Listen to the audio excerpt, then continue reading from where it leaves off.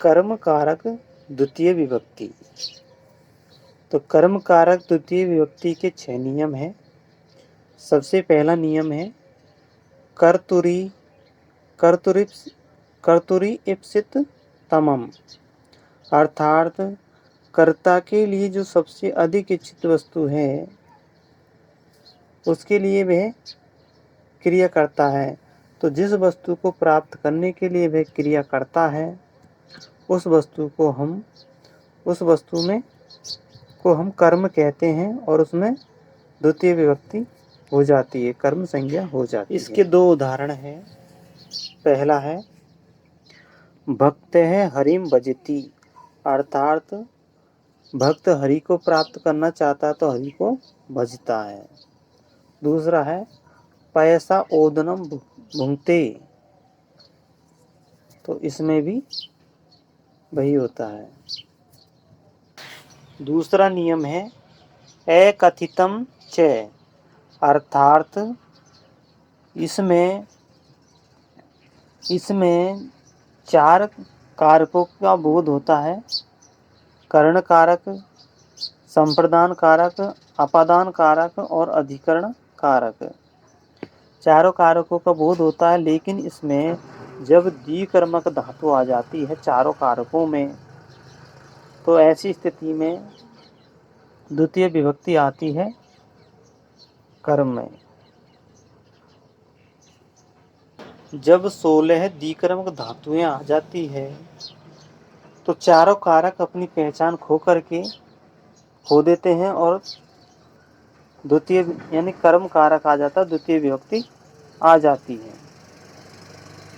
16 द्विकर्मक धातुएं हैं। दुहे मन दुहना, दूध निकालना। याच मीन्स मांगना, भिक्ष मीन्स मांगना।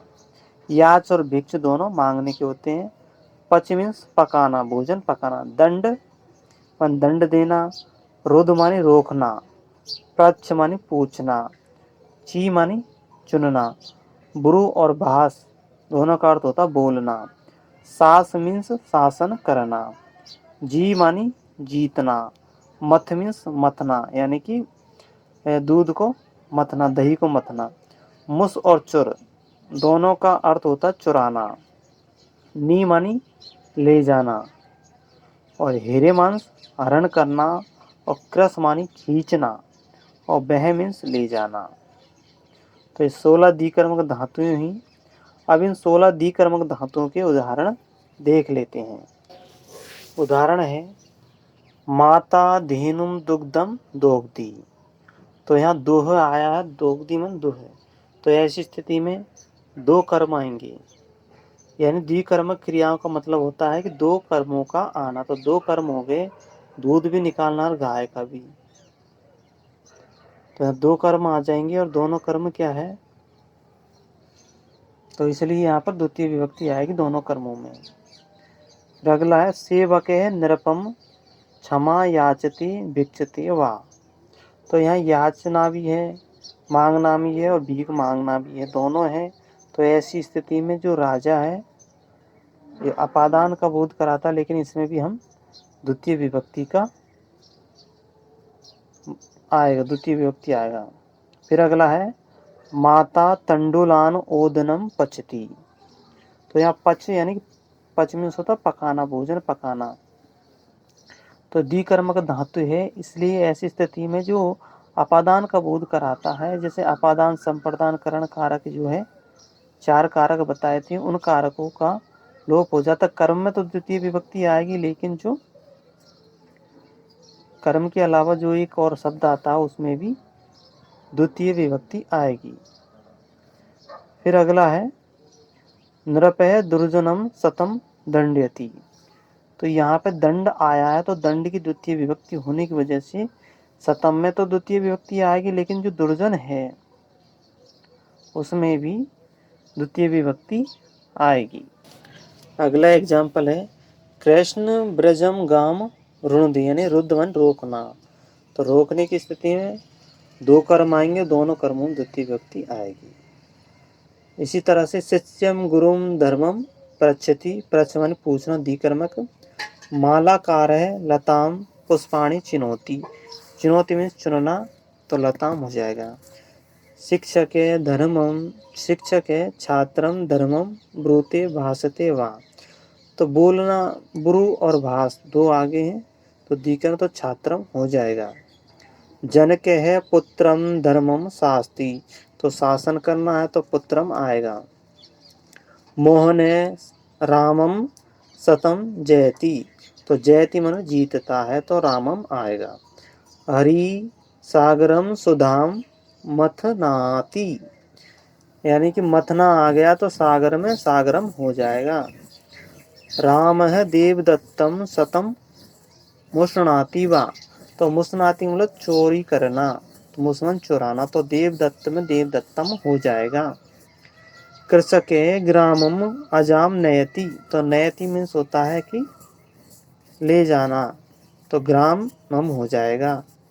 चोर कृपणम धनम हरति, हर मीन्स हरना, तो कृपणम में भी कृपणम हो जाएगा। कृषके भारम ग्रामम कर्षति, तो कर्ष, कर्ष मीन्स, तो कर्ष मीन्स होता है खींचना, तो खींचना है तो कर्ष मीन्स, तो भार में भारम हो जाएगा।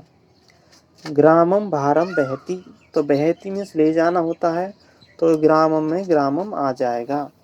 तो साथियों द्विकर्मक धातुओं का प्रयोग पूरा हुआ। अगला नियम है अधि सिंह स्था आसम कर्मम, अर्थात सिंह स्था आस तीनों धातुओं में सप्तमी विभक्ति आती है, लेकिन इन धातुओं के साथ में अगर अधि उपसर्ग आ जाता है तो सप्तमी विभक्ति के स्थान पर द्वितीय विभक्ति आएगी।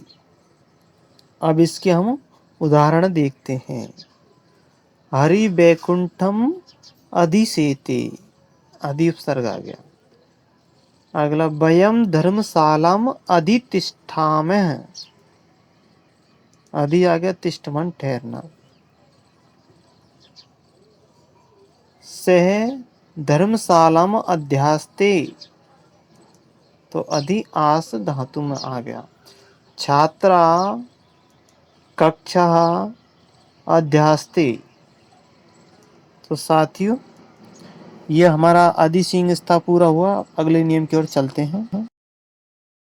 अब हम चलते हैं चौथे नियम की ओर। उपान बद्यांग बस, अर्थात बस धातु यानी निवास करने वाली धातु से पहले यदि उप अनु अधि आंग उपसर्ग लग जाते हैं तो आधार की कर्म संज्ञा हो जाती है। आधार का मतलब होता है कि आधार में हमेशा सप्तमी विभक्ति आती है, और जब ये बस धातु से पहले ये उपसर्ग आ जाएंगे तो सप्तमी विभक्ति के स्थान पर द्वितीय विभक्ति आ जाएगी। अब इसके उदाहरण देखते हैं। हरि बैकुंठम उपवस्ती, तो यह सप्तमी के स्थान पर द्वितीय विभक्ति आ गया उपसर्ग की वजह से। अब आगे को उदाहरण देखते हैं।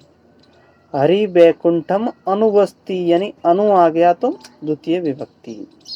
हरि बैकुंठम अधिवस्ती, अधि तो बैकुंठम। हरि बैकुंठम आवस्ती, तो आ उपसर्ग मतलब बैकुंठम द्वितीय विभक्ति आएगा।